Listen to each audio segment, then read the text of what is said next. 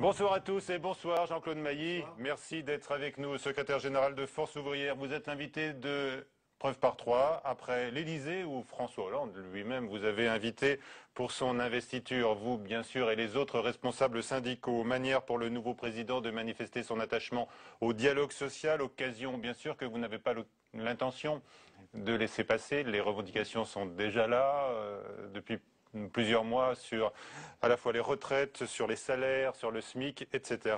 On en parlera tout à l'heure avec Bruno Franceschi de l'agence France Presse, notre partenaire pour ce rendez-vous de Public Sénat. Et puis Perrine Tarnot de Public Sénat nous rejoindra avec notamment les questions des téléspectateurs qui peuvent réagir et donc intervenir durant cette émission par le biais de l'application TV Check de notre partenaire Orange. Jean-Claude Mailly, donc vous avez foulé le tapis de l'Élysée en ce jour J. Est-ce déjà de bon augure pour vous? Bon, écoutez, moi je crois que le président de la République a voulu, il l'a dit d'ailleurs dans son discours, montrer l'intérêt qu'il portait au dialogue social, à la démocratie, au respect des interlocuteurs sociaux. Bon, de ce point de vue-là, sur la méthode, ça démarre pas trop mal. Oui. Après, on verra sur les dossiers. Et il y a ce point-là. Il y a un deuxième point qui m'apparaît important dans ce qu'il a dit ce matin. Si je reste sur le mode de fonctionnement et la méthode, c'est qu'apparemment on aura un gouvernement qui gouverne. Donc tout se décidera pas à l'Élysée. Donc après, on va voir dans la suite. C'était important pour vous d'être à l'Élysée lors de cette investiture. Oui, c'est un caractère républicain. Oui. C'est comme quand on va au vœu, c'est pareil, c'est républicain. Et l'absence de Bernard Thibault est regrettable. Est-ce que vous la comprenez? Ça c'est à lui qu'il faut poser la question. Mais vous, votre jugement, il est sévère ou accommodant? Non, bon, attendez, il fait ce qu'il veut. Hein. Moi, moi, j'étais là, d'autres étaient là. Bon, il y a peut-être un empêchement. La CGT était représentée. Lui n'était pas là, mais il y avait quelqu'un de la CGT. Pas lui, en tous les cas, par son leader principal. Est-ce que vous êtes heureux de l'alternance? Ça se pose pas en termes d'être heureux. Je vous pose la question. Non, mais c'est pas en termes, en tant que secrétaire général de FO, c'est pas en termes d'être heureux ou pas heureux. Bon, c'est vrai que ces dernières semaines, il y a eu beaucoup de critiques sur les syndicats, les corps intermédiaires, etc. Ça partait un peu dans tous les sens et ça pose à un moment donné des problèmes de démocratie. Bon, ceci étant, il y a la méthode, la nature des relations qu'on peut avoir avec un gouvernement ou un président de la République, ça c'est une chose. Puis après, il y a tous les dossiers qui vont arriver, ça va pas traîner. On va les aborder au cours de cette émission. Vous dites que François Hollande a annoncé qu'il y aura donc un gouvernement qui gouverne. Ça n'était pas le cas jusqu'à présent pour vous, l'interlocuteur? Ces 5 dernières années, l'essentiel des décisions se prenait à l'Élysée. C'est dans les faits, quoi. Je ne dis pas que le Premier ministre ne faisait rien, mais beaucoup de décisions, beaucoup de gros dossiers se traitaient directement à l'Élysée. Ce qui pose pas mal de problèmes. D'abord, on ne peut pas tout traiter dans un seul lieu, quelles que soient les personnes en responsabilité. Et il y a un deuxième problème qui est d'ordre démocratique. Quand vous avez un conflit avec un gouvernement, ce qui arrive régulièrement, en face de vous, si vous avez un Premier ministre qui est responsable devant le Parlement, si on gagne le conflit, rappelez-vous le CPE, le Premier ministre peut servir de fusible. Quand en face de vous, quand en face de vous, vous avez un président de la République élu pour 5 ans, ça durcit obligatoirement les conflits. Donc c'est un problème de fonctionnement démocratique. Déjà, vous promettez un sort enviable à Jean-Marc Ayrault. Ah non, j'en sais rien, ça on verra. Écoutez, moi vous savez... Vous lui rappelez d'emblée qu'il a le rôle de fusible, au cas où. Écoutez, dans la 5e Constitution, quoi qu'on puisse en penser par ailleurs, ça a souvent fonctionné comme ça. Après, ça, on verra bien, on verra à l'usage. Comment est-ce que vous jugez le profil social du nouveau Premier ministre? C'est quelqu'un que je connais, que j'ai eu l'occasion de rencontrer pas mal de fois, à la fois parce qu'il était président du groupe parlementaire et on était auditionné régulièrement, ou à Nantes, puisqu'il est maire de Nantes. C'est quelqu'un d'ouvert, c'est quelqu'un qui n'a pas la grosse tête, ça c'est vrai, de simple, quelqu'un qui dialogue facilement. Maintenant, la tâche va pas être facile, pour lui comme pour d'autres, et on verra comme Premier ministre ce que ça donne. Vous lui faites confiance? Écoutez, moi je ne porte pas a priori, je fais confiance. Voilà. Après, vous savez, c'est dans les relations. Après, il y a les choses qui sont décidées. Et après, il y a la confiance, ça s'improvise pas. C'est aussi dans la relation, on voit si on peut se parler franchement, qu'on soit d'accord ou pas d'accord. Et ça, on verra dans les mois à venir. Très bien. En tous les cas, il n'y a pas d'état de grâce. Le temps des illusions est passé, il appartient aux souvenirs. C'est pas le temps des illusions, c'est le contexte qui veut qu'il n'y ait pas d'état de grâce. Regardez d'ailleurs, le président est tout de suite parti à Berlin, donc sur un dossier, un des gros dossiers des semaines à venir, qui démarre ce soir, c'est sur renégociation, pas renégociation des traités européens. Mais c'est la manière dont on sortira du dossier européen, ça va conditionner aussi ce qui va se passer en France et dans les autres pays européens. Oui, oui. Donc c'est le contexte qui fait qu'il n'y a pas d'état de grâce. La situation, la Voilà. crise n'est pas terminée, hein, Oui, donc voilà, elle est là. la crise, elle est là, économique, sociale. Tout Donc, à s'il n'y a fait. pas d'état de grâce, est-ce qu'au moins vous pouvez garantir au gouvernement pendant quelques mois, voire plus, une trêve sociale? Ah bah ça, moi, je peux rien garantir du tout. Ah non, mais comment voulez-vous que je garantisse moi, je fais pas des chèques en blanc. Hein, je vais pas non plus dire on va mobiliser. Ça dépend de la manière dont les dossiers seront traités, ce qui se passera dans les semaines et les mois à venir. Rien n'est écrit par avance. Je pense qu'il faut un dialogue, comme on dit, social, une concertation qui soit régulière, qu'on puisse. Je suppose que dès que le gouvernement sera formé demain, on aura des contacts assez rapides et après on verra au fur et à mesure des dossiers. Vous savez, rien ne peut être programmé pour 1 an, 2 ans, Oui, 3 ans. On n'en mais sait vous rien. reconnaissez que la réponse aux frustrations et parfois à la colère sociale ne sont pas faciles en raison de cette crise que vous évoquez vous-même. Non, mais attendez, Hein? moi, les gens ne sont pas stupides. Oui. Ils savent, tout le monde sait bien que demain on va pas raser gratis. Ça, c'est évident. Donc, est-ce que ça modère les revendications? Non, mais il y a des attentes en même temps. Oui. Il y a des attentes en matière de pouvoir d'achat, il y a des attentes en matière d'emploi, il y a des attentes en matière de services publics, il y a des attentes en matière de justice sociale et fiscale. Voilà, c'est de la nature de ces réponses. C'est pas un dossier, c'est un ensemble qui va être abordé Alors, ces semaines à venir. on va le voir un peu plus tard dans le détail, mais certains ont déjà agité la menace d'un 3e tour social dans la rue. Est-ce que vous êtes de ceux-là? Non, non, ça, écoutez, vous savez, ça c'est comme les automne shows, les troisième tours. Troisième tour, j'aime pas cette formule d'ailleurs. Ça laisse entendre que après les élections, il y a autre chose. Oui. Hein, non, mais je dis bien, je ne Non, sais mais vous pas. dites non, il n'en est pas Non, question. mais j'en sais rien, franchement. Le troisième tour Vous social. condamnez le principe. Oui, pourquoi voulez-vous que aujourd'hui je dise voilà, il va y avoir Oui. un troisième tour social? Ça voudrait dire que sur tel ou tel dossier, voilà ce que le gouvernement va décider, on ne sera pas d'accord. On n'en sait rien pour le moment. Donc on va être pragmatique également. On a nos positions, on les a expliquées avant la campagne, pendant la campagne, et on verra ensuite comment les choses se passent. Voilà, Jean-Luc Mélenchon, en tous les cas, lui a dit qu'il faudrait sans doute entendre le message de la rue, hein, s'il s'exprime dans les semaines qui viennent. Et il a adressé une lettre aujourd'hui à Jean-Marc Ayrault. Il l'appelle à stopper l'hémorragie industrielle par la loi. Est-ce que les solutions de Jean-Luc Mélenchon vous paraissent crédibles dans le contexte actuel? Et il cite un certain nombre d'entreprises emblématiques, ArcelorMittal, Aulnay, le site de PSA encore, ou l'Efralib, ou encore Petroplus. Non, mais enfin, vous a pas échappé comme à moi que lui comme d'autres sont en campagne électorale pour les législatives. Donc laissons-leur leur responsabilité en campagne électorale. On règle pas tout par la loi. Hein. Bien entendu qu'il va falloir intervenir sur les questions des licenciements. Il y a différentes manières de régler le dossier. Suffit pas de dire il faut interdire les licenciements. Point barre. Comment on fait? Hein. Donc c'est pas aussi simple que ça. Mais bon, il est en campagne électorale, Jean-Luc D'accord. Mélenchon. Donc voilà, vous le renvoyez à sa campagne électorale à Hénin Beaumont quand il dit qu'il faut prendre des décisions tout de suite sans attendre, par décret pour interdire certains licenciements. Vous ne le suivez pas, Non, Jean-Claude Maillet. c'est une déclaration. Il a fait une lettre qui est une lettre de caractère politique en même temps, même s'il vient sur le terrain un peu social, voire syndical parfois. Là, on ne voit pas toujours très nettement la distinction. Mais sur certains dossiers, on peut intervenir. C'est vrai que des décisions par décret. Pas besoin d'attendre que le Parlement soit réuni, puisque ça peut être des décisions par décret.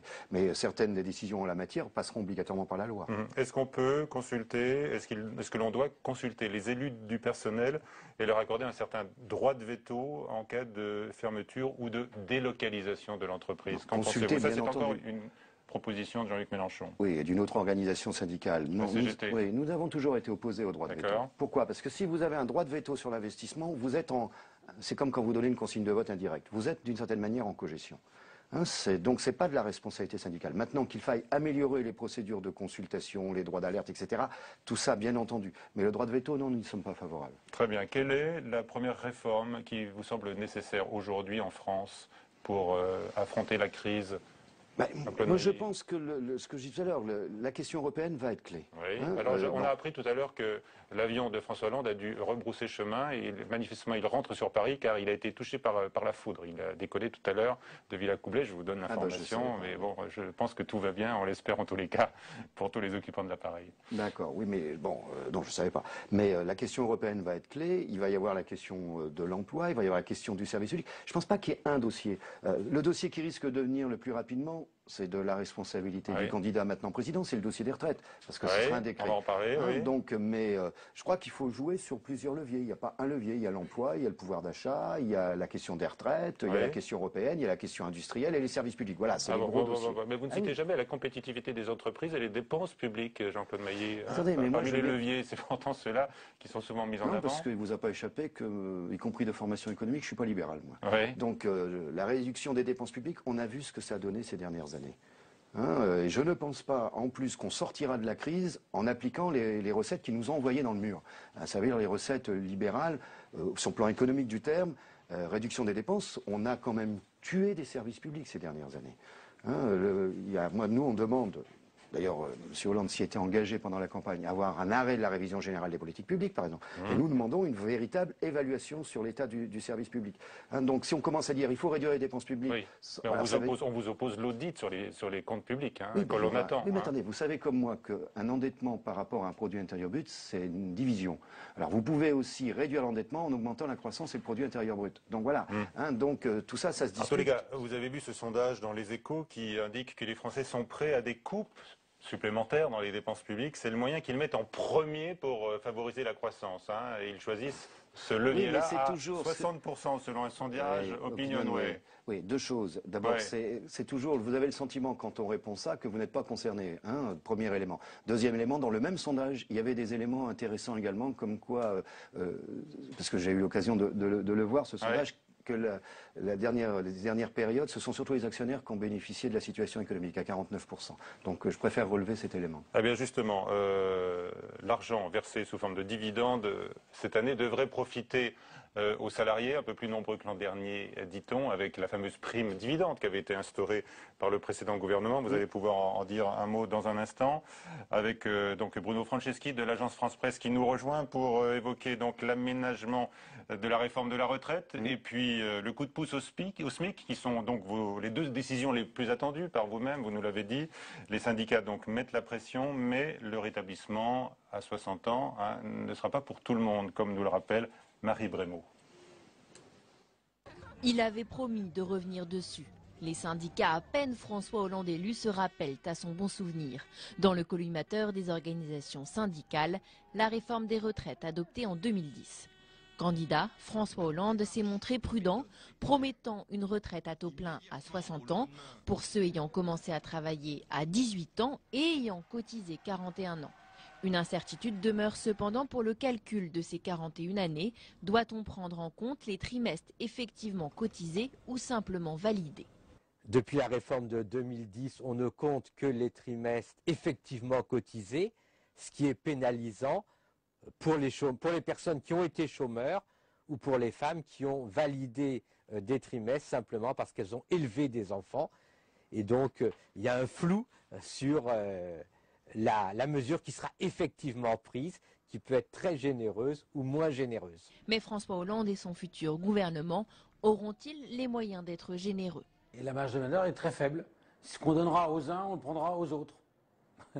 Il n'y aura pas moyen. On va augmenter un peu les cotisations des actifs, mais on ne peut pas trop faire porter sur les actifs, puisque le nombre d'actifs va être de moins en moins important par rapport au nombre de retraités. Autre promesse du candidat, remettre tout le monde à la table des discussions en 2013. En fait, pas vraiment le choix. Les prévisions de financement de la réforme de 2010 tablaient sur des estimations bien trop optimistes. Du coup, dès 2013, les retraites ne sont plus financées. Actuellement, les régimes de retraite ont un déficit de l'ordre de 8 milliards d'euros qui provient du fait que, naturellement, la France n'a pas récupéré l'activité perdue depuis la crise. Bien avant même la réforme envisagée par ce nouveau président, on savait que l'équilibre des retraites n'était pas assuré à l'horizon 2018 et qu'il fallait, en 2013, remettre les questions sur la table. Et on sait très bien qu'on n'a fait qu'une réformette jusqu'ici, donc de toute façon, il faut tout remettre à plat, et notamment poser la question du système de retraite à point. Chantier considérable qui attend le nouveau président et son équipe. François Hollande, candidat du consensus, sera-t-il imposé un compromis entre le désir des syndicats et les contraintes financières? Voilà, Jean-Claude Mailly, Bruno Franceschi de l'agence France Presse est avec nous alors que l'avion de François Hollande semble reparti cette fois vers Berlin. Donc il avait dû, dans un premier temps, faire demi-tour. Apparemment, il a été touché par la foudre. C'est vrai que c'est une journée qui s'est passée aujourd'hui pour le président investi entre Averse et puis Éclaircy. Alors Bruno. Vous allez rentrer sans doute très très vite dans le vif du sujet, d'ailleurs probablement avec quelques alliés objectifs comme la CGT, puisque vous allez parler retraite très vite avec le président ou le Premier ministre, vous allez sûrement parler SMIC également. La retraite, on voit bien que tout le monde n'est pas exactement sur la même longueur d'onde. On voit bien que vous-même, vous avez dit plusieurs fois que vous vouliez une retraite à 60 ans sur la base de trimestres cotisés et validés, alors que dans le fond, c'est pas exactement ce que souhaite le Premier ministre et le président. Quant au SMIC, c'est vrai que là aussi, un coup de pouce, le président souhaite un coup de pouce, mais qu'est-ce que ça veut dire pour vous, un coup de pouce? Sur les retraites d'abord, je rappelle d'ailleurs que quand il était dans l'opposition, notamment pendant le conflit que nous avons eu avec le gouvernement en 2010, le Parti socialiste était pour la retraite à 60 ans. Même s'il faisait bouger d'autres critères. Premier élément. Oui. Deuxième élément, là, le candidat a pris un engagement de faire paraître un décret, hein, donc ça peut être effectivement rapide, pour permettre, ce qu'on appelle les carrières longues pour aller vite, aux gens qui ont commencé à travailler tôt, de pouvoir partir à 60 ans. Jusque-là, je dirais, ça va. Ça ne règle pas tout, mais c'est une première étape. Après, comment on calcule ? Comment on peut savoir que quelqu'un aura les 41 ou 41 ans et demi? Où on tient que les périodes cotisées, ça veut dire les périodes réellement travaillées, plus pour les hommes, le service national ou la maternité pour les femmes, et où on prend l'ensemble des périodes, celles-là, plus les périodes validées. Les périodes validées, c'est quoi? C'est le chômage de longue durée, par exemple. Hein, c'est quand vous avez un congé parental d'éducation. C'est la femme du secteur privé qui a eu un enfant et qui a eu le droit à 2 ans de validation. C'est les accidents du travail et de l'assurance maladie au-delà d'1 an. Donc nous, ce que nous demandons, c'est qu'on prenne l'ensemble. Parce que sinon, c'est ça a un coût oui, extraordinaire. C'est une différence de coût qui est tout à fait importante. Quoi. Oui, c'est un coût, mais il faut savoir ce qu'on veut.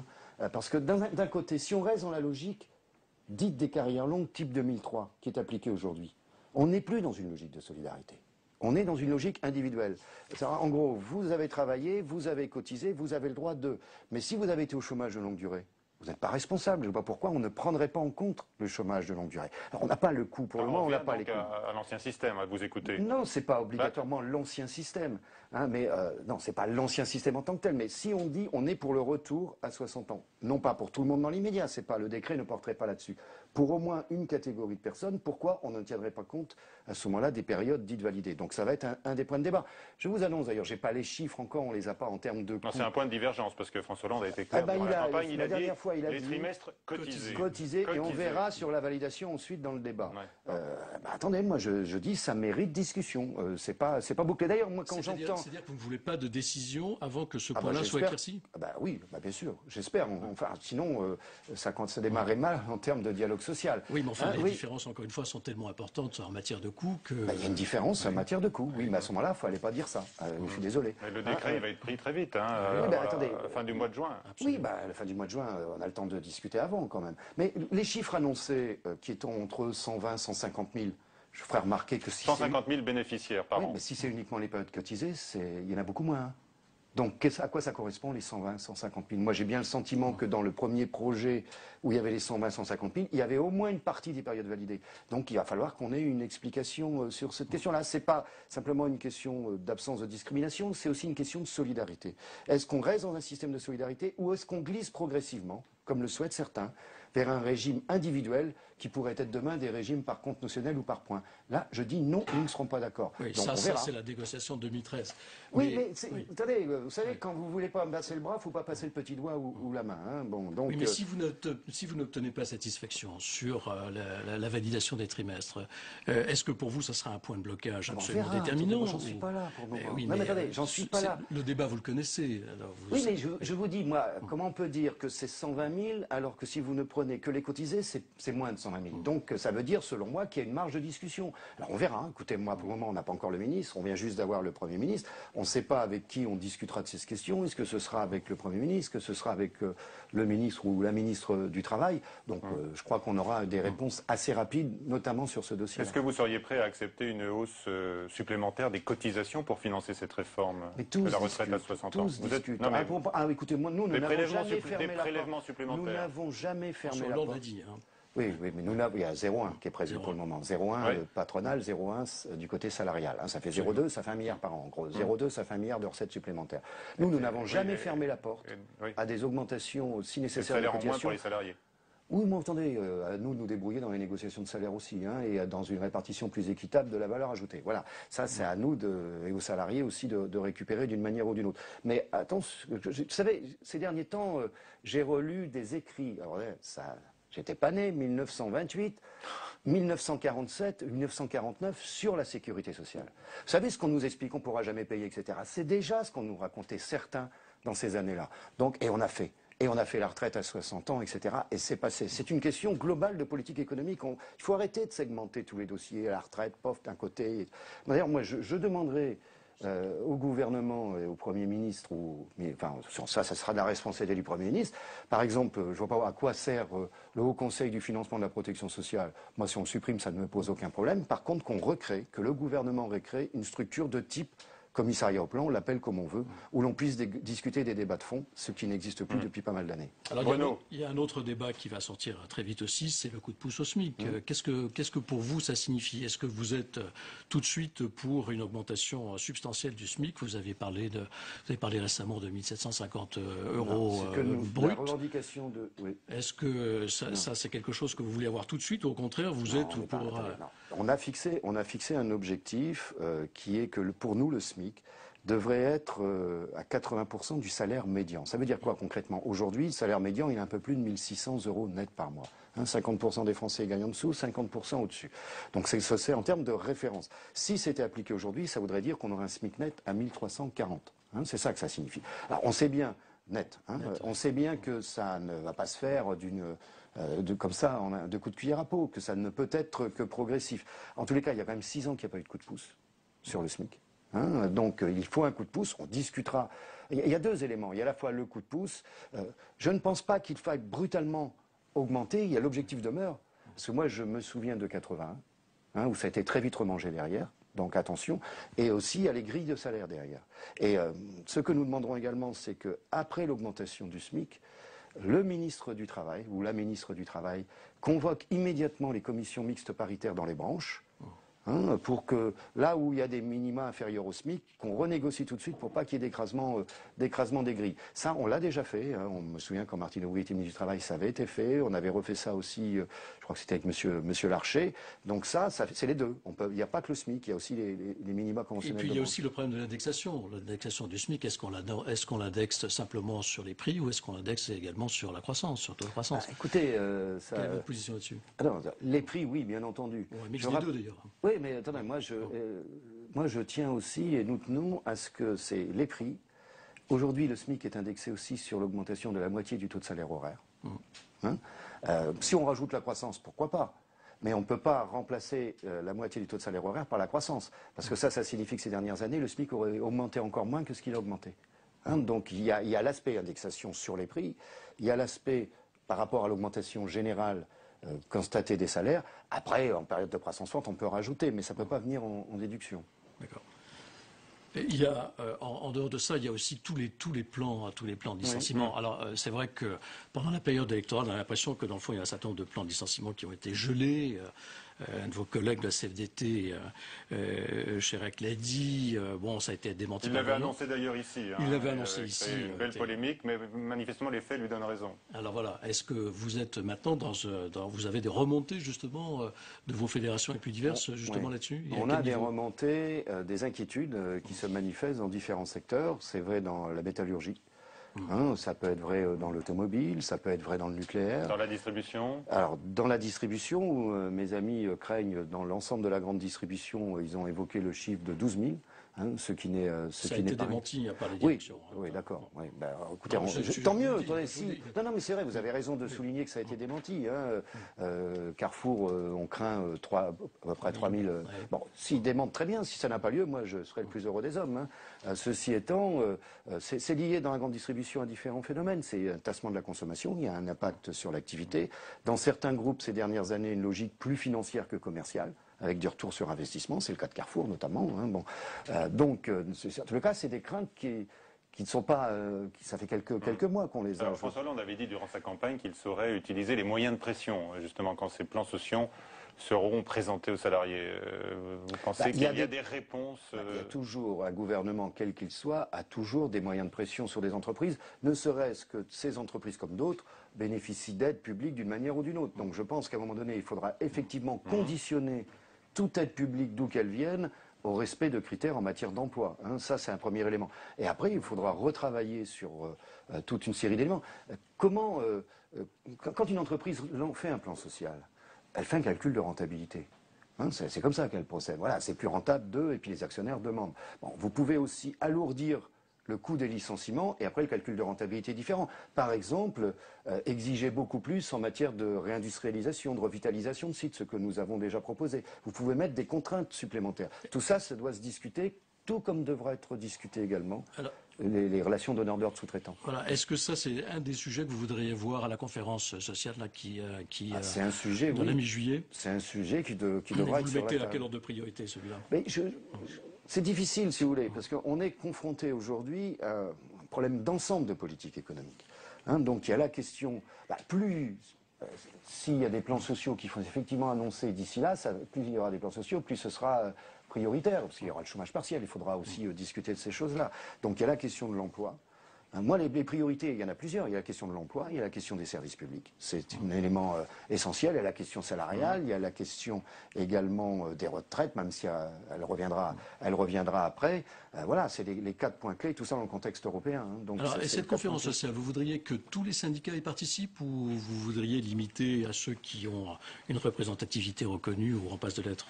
Attendez, pour le moment, moi je considère que ces conférences doivent être ouvertes à ceux qui sont aujourd'hui reconnus représentatifs. Donc ça signifie 5 confédérations syndicales, 3 organisations patronales. C'est ça que ça signifie aujourd'hui. Pourquoi pas l'élargir? Attendez, si demain, puisque les cartes devraient être rebattues 2013, 2014, quand elles seront rebattues, si d'autres organisations perdent leur représentativité et d'autres deviennent représentatives, les autres, la table changera. On ne peut pas édicter des règles et ne pas les respecter, sinon on n'en sort plus. J'évoquais la prime dividende qui est versée depuis l'année dernière aux salariés, n'est-ce pas Bruno? Oui. On apprend cette année que la moitié des entreprises du CAC 40, qui ont donc bien servi leurs actionnaires, sont concernées. Est-ce que pour vous, c'est une mesure, on se souvient qu'elle avait été lancée dans la polémique par Xavier Bertrand, qui doit perdurer? Écoutez, nous on a dit l'année dernière, on préfère des augmentations de salaire, c'est clair. Oui. Maintenant, tout ce qu'on peut prendre, on prend. Moi, je suis très pragmatique là-dessus. Donc là où ça peut être pris, on le prendra. Mais ça ne retire rien. La prime, je crois que c'est monté à quelques 420 € en moyenne, mais on ne connaît pas le nombre de bénéficiaires. Non, on ne connaît pas le nombre de bénéficiaires, mais... on est quand même assez loin des 1000 €. Oui, on est loin des 1000 €. Vous savez, ça ne remplace pas la négociation de salaire dans l'entreprise. En plus, quand c'est un plus, si on peut décrocher un plus, on le prend. Mais c'est pas, on préfère aller sur la négociation de salaire, c'est évident. Dites-moi, vous avez vu le modèle allemand, vous pourriez le saluer aussi, parce que là, les négociations salariales qui sont menées aboutissent à des augmentations de 6 sur 18 mois en moyenne, dites-moi. Oui, non, mais il a du bon, le modèle allemand. Les camarades allemands revendiquent... C'est un rêve, non? En France? Si on peut obtenir 6%, moi je ne demande pas mieux. Mais ceci étant, j'aime pas, je ne prétends pas qu'il y ait un modèle français, mais je ne considère pas qu'il y ait un modèle allemand. Je vous rappelle quand même qu'en Allemagne, il y a beaucoup de mini-jobs, très mal payés, il n'y a pas de SMIC. Je pense que la situation sociale en Allemagne est plus dure qu'en France aujourd'hui. Dernière question, Bruno. La RGPP, c'est-à-dire en fait toute l'étude qui peut être faite sur le bon fonctionnement de la fonction publique. Est-ce que vous êtes d'accord pour que ça s'arrête? Non pas l'étude proprement dite, mais le fait qu'on ne remplace pas, par exemple, un fonctionnaire sur 2 qui part en retraite. Oui, il faut arrêter la RGPP. Oui, mais est-ce que vous ne pensez pas que malgré tout, il y a une certaine logique? Est-ce qu'il peut y avoir des redondances aussi? Et ça, c'est assez logique que dans le fond, un État, dans une période de crise, soit attentif à la façon dont il dépense son propre argent. c'est deux choses différentes. C'est quand même Oui, relativement on peut lié. faire un lien, mais je veux dire, la RGPP, c'est y compris sur la méthode. Hein, d'abord, l'ancien président n'a pas respecté ses engagements sur cette question-là. Donc, nous, ce que nous demandons, c'est on arrête tel que ça se faisait là. On arrête ça.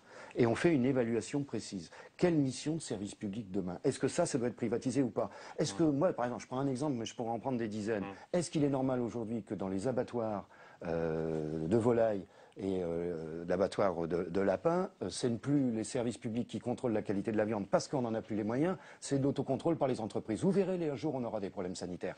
Ça, c'est une conséquence de la RGPP. Donc, il faut tout mettre à plat. Après, ça ne veut pas dire qu'il ne faut pas de réforme. C'est autre chose. Mais il faut d'abord savoir où l'on veut aller. Moi, je veux bien qu'on soit dans une république, et je le demande, mais une république sans service public, ça ne marche pas. Donc François Hollande a rappelé qu'il y aurait des embauches dans l'éducation nationale, mais il a bien précisé, durant sa campagne, que les effectifs globaux de la fonction publique en France n'allaient pas augmenter. Est-ce que vous êtes satisfait ou pas de cette mesure? Non, mais la mesure, l'idée qu'on ne fasse pas grossir le nombre de fonctionnaires dans notre pays. Mais c'est pas uniquement une question de même quand. Même quand François Hollande candidat, fixé, hein. même quand François Hollande candidat a annoncé 60 000, j'ai dit c'est pas une question de nombre. Ouais. La révision, enfin, le service public ne se résume pas à une question de nombre. Puis en même temps, si on reste sur un nombre global inchangé, il va falloir en supprimer ailleurs. Oui, alors, bien sûr, oui. Ça, on ne sait pas encore. Ou est-ce que ça sera par l'effet de l'acte 3 de la décentralisation? Est-ce qu'il y aura peut-être, j'en sais rien, des transferts vers d'autres collectivités territoriales qui ne seront pas compensés en emploi? C'est peut-être ça, là, remplacement, j'en sais rien. Merci Bruno. Perrine Tarnaud de Public Sénat arrive juste après cette enquête sur la succession à la tête des syndicats. C'est pas encore votre heure. Hein, non, je suis en pleine forme, ça va. Hein. Mais généralement, le nouveau responsable est adoubé par le titulaire. Sauf que parfois, ça se passe plus difficilement avec le cas difficile, on le sait, de la CGT. Tam Tranui.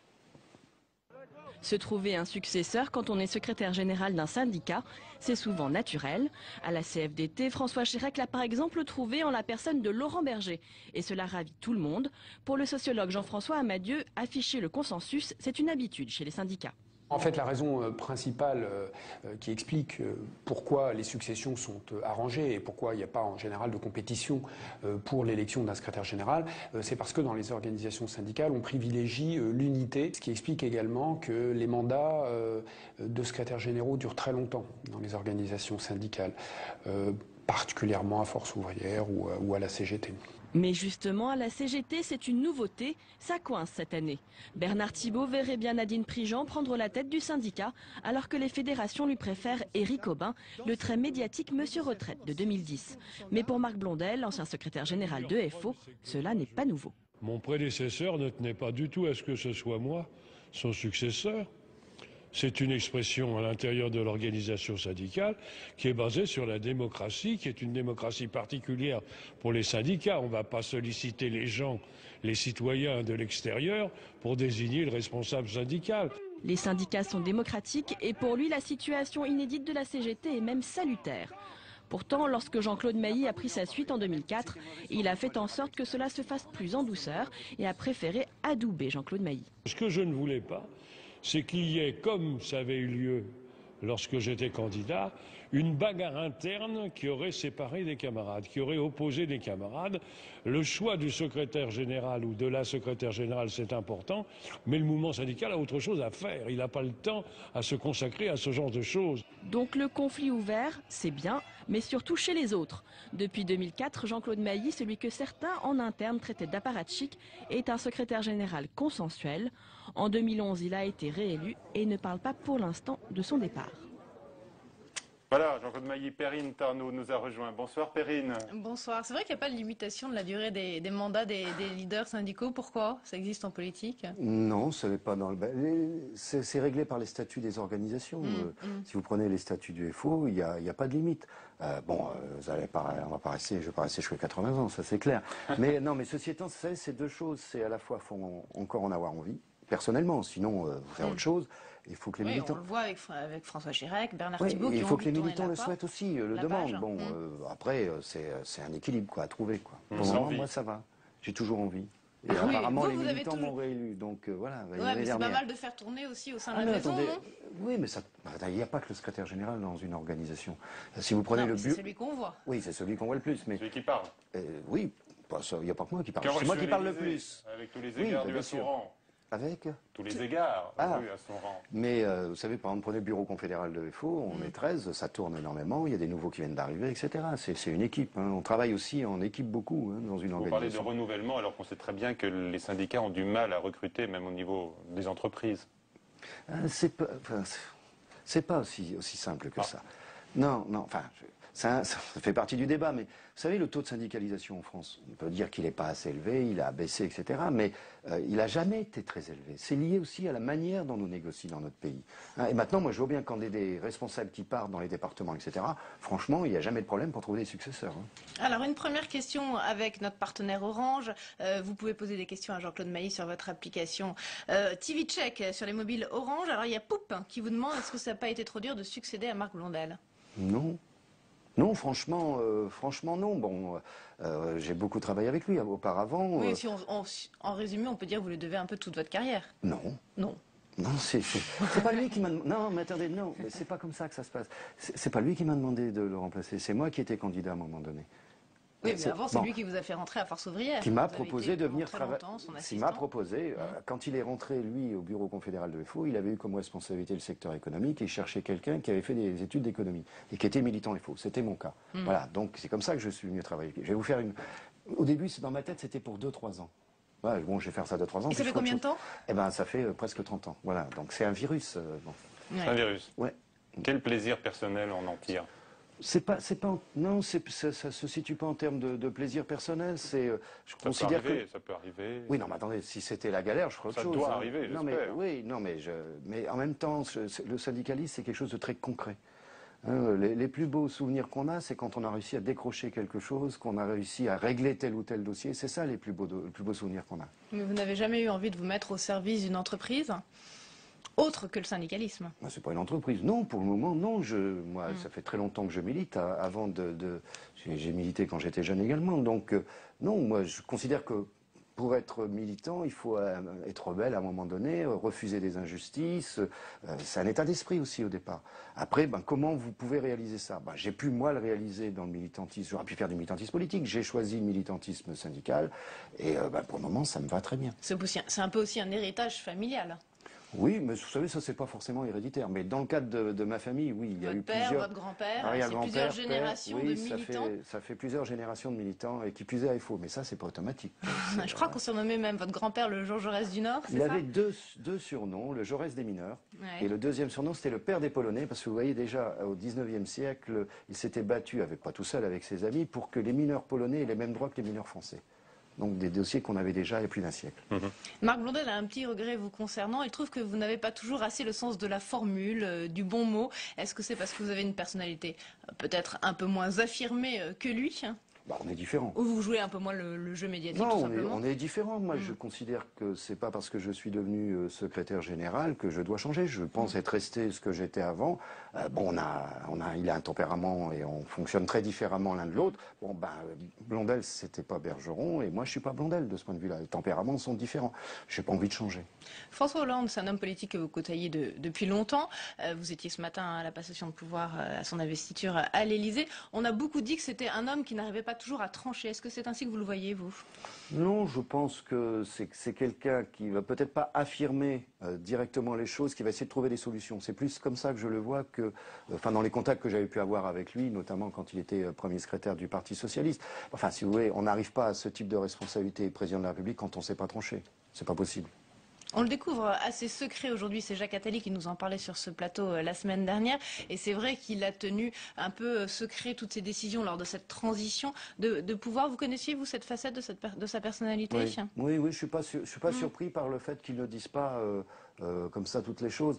Écoutez, on aura demain la composition du gouvernement. Maintenant, les noms circulent, etc. Je crois qu'il y a beaucoup de rumeurs en la matière. Il n'y a pas beaucoup de choses pour l'instant, effectivement. Non, il n'y a pas on saura demain. Mais à la limite, c'est peut-être pas plus mal. Ça va vous changer de Nicolas Sarkozy, qui lui jouait beaucoup plus carte sur table? Oui, mais c'était du direct, c'était parfois du frontal également. Quel souvenir vous garderez de certains échanges que vous avez pu avoir avec lui? Un dossier qu'on avait pu régler et sur lequel moi j'avais été satisfait, c'était quand nous avions obtenu par exemple que quand il y a eu les évolutions chez EADS, que les filiales restent 100% EADS. Ça, on l'avait obtenu avec lui. Vous savez, c'était quelqu'un qui... c'est un avocat de formation. Donc il y a un dossier, on essaye de le régler au cas par cas. Et s'il y avait un problème à SNCF, il discutait avec la CGT, puisqu'elle était première organisation. S'il y avait un problème chez Airbus, CFO première organisation, donc on discutait ensemble. Bon, donc ça, c'est un des bons souvenirs. Alors après, il y a eu des contacts raides. Une volonté parfois. de faire avancer un certain volontarisme, quoi. Pas toujours. Oui, mais en même temps... sur le dossier retraite, j'ai quand même un mauvais souvenir. Sur la représentativité, j'ai un mauvais souvenir également. Sur la manière dont les choses se sont faites. Ah bon, il n'était pas tout seul, il y avait son pas assez de conseiller social. concertation. Oui, ou c'était pas sa spécialité, le social. Hein, c'était son conseiller à l'époque. Mais Raymond Soubi était son conseiller à l'Élysée. Oui, et mais je sais pas c'était s'il sa l'a bien grande conseillé. spécialité. Ah ouais? Non, non. Bon, avec le recul, mais je l'ai déjà dit, mais je crois qu'il lui a fait faire des bêtises. Comme quoi, par exemple? Attendez, on ne fonctionne plus dans les années 2000 comme dans les années 70. Et M. Soubi, dans le mode de raisonnement, est un homme des années 70. Une autre... 1970. 1970, on avait compris. Une autre question avec notre partenaire Orange et l'application TV Check. Sur le blocage des prix de l'essence, c'était un engagement de campagne de François Hollande. En raison de la baisse des prix de l'essence, le gouvernement ne va sans doute pas prendre de décision de blocage pour l'instant. Est-ce que c'est justifié comme raison, selon vous? Oui, écoutez, si on assiste, effectivement, si ça se poursuit à une baisse du prix de l'essence, ça peut retarder. Mais nous, on a une revendication qui est haute, c'est l'instauration de primes transport. Qu'on avait obtenu de l'ancien gouvernement sur le transport collectif, mais pas partout sur le transport individuel. On a obtenu, je prends une entreprise comme Danone, par exemple, où on a réussi à négocier l'équivalent un peu plus de 400 € par an pour les gens qui sont obligés d'aller bosser avec leur voiture. Donc il y a deux manières de régler. Si le prix de l'essence baisse, c'est pas utile de bloquer tout de suite, mais il y a aussi... il y en a de plus en plus des salariés qui sont obligés de prendre leur véhicule. Ça passe par des négociations ça passe entreprise par entreprise. Oui, on peut, mais une loi pourrait obliger au moins à ce qu'elle existe. Après, on négocie entreprise par entreprise. Ils en avaient déjà discuté pendant la campagne avec les équipes de François Hollande. Ça a été évoqué, mais ça n'a pas été... On espère dans une campagne où vous dites quelles sont vos revendications, ils écoutent, mais c'est maintenant qu'on aura les réponses. Un autre engagement de campagne de François Hollande, c'était de revoir les salaires des patrons pour les grandes entreprises publiques. Visiblement, ça va être quand même un peu plus compliqué que ça, puisque les contrats sont en cours. On ne peut pas les revoir. Vous avez envie de défendre certains contrats de travail, d'ailleurs, de certains de ses présidents. De certains de ses présidents. Ils ne sont pas présidents. ce Nico, ceux-là. Non. Bon, en tout cas, ça va être compliqué à faire. Oui, mais je pense que l'idée est bonne. Hein, nous, dans le cadre européen, syndicalement, on avait dit qu'il faut limiter de 1 à 20. C'est le projet. C'est le ouais, projet. Ça a été repris d'ailleurs. Alors je sais bien que ça se fait pas, il y a des contrats, il y a des problèmes juridiques ou autres, mais je considère quand même qu'on pourrait réduire l'éventail, parce qu'en plus il n'y a pas que la rémunération, il y a tout ce qui va à côté, les bonus, les stock options, etc. Ça fait partie des éléments qui ont conduit à ce que ce sentiment d'injustice sociale se développe. C'est évident. Alors on le règle ou en limitant d'une manière ou d'une autre. Il y a un deuxième élément pour régler, c'est par la réforme fiscale. On peut aussi, par la fiscalité, redistribuer différemment, donc taxer plus fortement. Les 75% sur les revenus supérieurs à 1 million d'euros, ça ne me choque pas. Ça me choque pas, mais c'est pas une réforme fiscale, ça. La réforme fiscale, elle doit être beaucoup plus importante, selon moi. Elle doit redonner à l'impôt sur le revenu sa vraie place. L'impôt le plus juste, c'est l'impôt sur le revenu. Vous n'aimez pas commenter, bien sûr, les affaires des autres syndicats. On avait tout à l'heure avec Tam Traduit le petit rappel des transitions qui sont en train de s'opérer actuellement. CGT notamment, à la CGT et à la CFDT, à la CGT plus difficilement. Est-ce que vous diriez que Bernard Thibault est en train de rater sa sortie? Écoutez, on verra à la fin comment ça se... Non, mais attendez, je ne sais pas, moi, je ne suis pas dans le secret... mais déjà, là, aujourd'hui, je ne suis pas dans le secret des tensions. de ce qui... Oui, moi, je lis les journaux. Comme tout le monde, je lis les journaux. Mais si vous savez, dans ce genre de choses, c'est valable pour le syndicat comme pour autre chose, quand vous dites que vous partez, vous avez déjà moins de poids. Oui, c'est parce que tout le monde pense à celui ou celle qui va vous remplacer. Donc il a peut-être parlé trop tôt. C'est pour ça que vous-même, vous êtes bien ancré, pas jusqu'à 80 ans, mais encore quelques années. Vous nous l'avez dit tout à l'heure, Jean-Claude Mailly. L'envie. Merci à vous. Merci Perrine. Merci. Bonsoir à tous.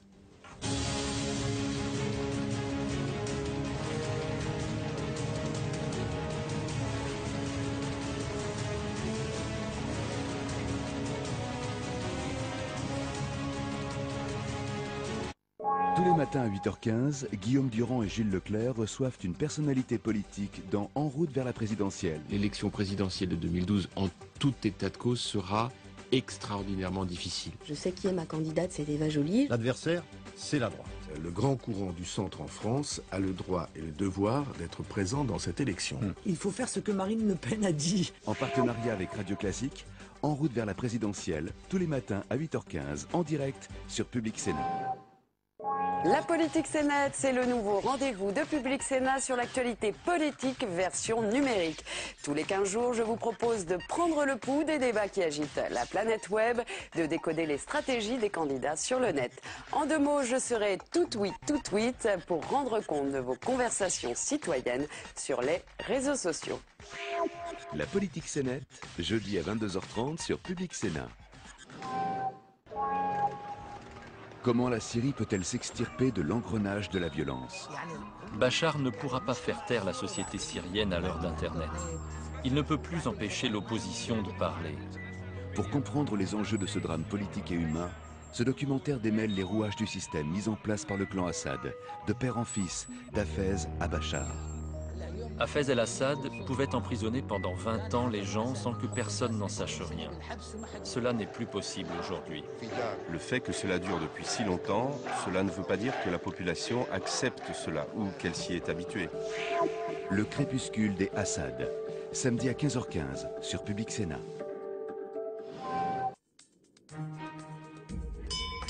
L'ordre du jour appelle les questions d'actualité au gouvernement. Je suggère que nous nous écoutions. Calme de l'innocence, soyez calme. Mais c'est une aberration. Merci, Monsieur le Président, Mesdames et Messieurs les sénateurs.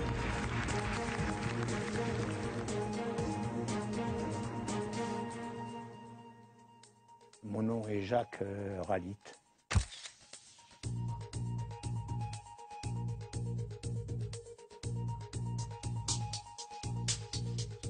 J'habite à Aubervilliers, dans une cité. Et je m'y trouve bien.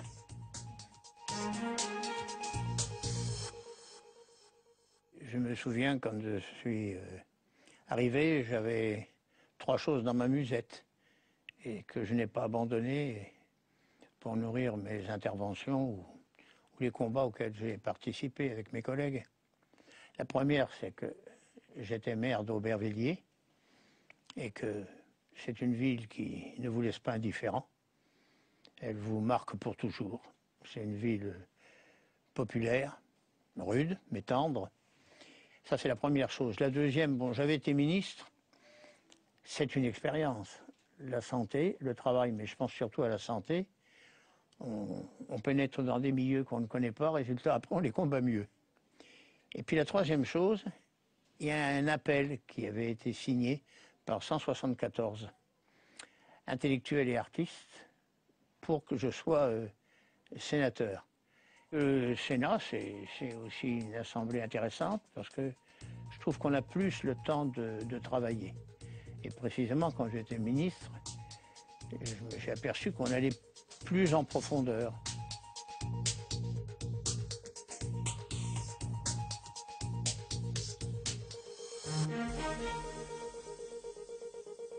Oui, la greffe parle, dans la rue devenue nouvel espace public. La greffe parle comme une insurrection mentale d'humanité. La greffe parle et récuse les solutions régressives, libérales et étatistes. La greffe parle, elle est le peuple dans sa dignité, sa diversité, sa responsabilité. La greffe parle, pose des questions humaines plus profondes encore que les revendications déclarées et réclame tout simplement la vie. Ben, c'était en pleine grande tourmente, là. Et quand je vois ce que je disais, il y a une ouvrière qui l'a vraiment condensé quand elle a dit, au gré d'une interview d'un journaliste, que tant que l'argent dominera le monde, hein, nous en manquerons. Et je crois que c'est ça la grande question. Elle existait ce jour-là, elle continue d'exister et dans une ampleur bien plus grande actuellement. Mais malheureusement, et j'espère provisoirement, c'est l'argent qui dirige, l'argent caché et l'argent visible, et ils n'ont aucune commisération, aucune. Ben, l'enjeu, c'était que M. Juppé veuille bien rentrer son projet destructeur, quoi. Et on a gagné. Enfin, quand je dis on, parce que je me mets dans ceux qui se battaient, mais ils ont gagné. Ce qui fait que c'est toujours possible.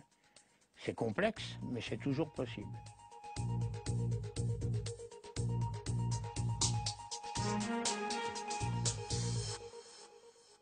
Nous devions débattre des profonds problèmes de banlieue. Après le Conseil des ministres exceptionnel de lundi, ce débat a été remplacé par l'examen d'une loi d'exception ultra-sécuritaire qui vise à enchaîner toute espèce de liberté en exagérant toute espèce de danger. Ça n'est pas l'ordre dans la République, c'est la République de l'ordre. Nous sommes contre votre loi. Vous ne déclarez pas la guerre à la pauvreté, mais aux pauvres. La banlieue mérite tout autre chose. Excusez-moi. Il y avait Sarkozy en face. Il était ministre de l'Intérieur.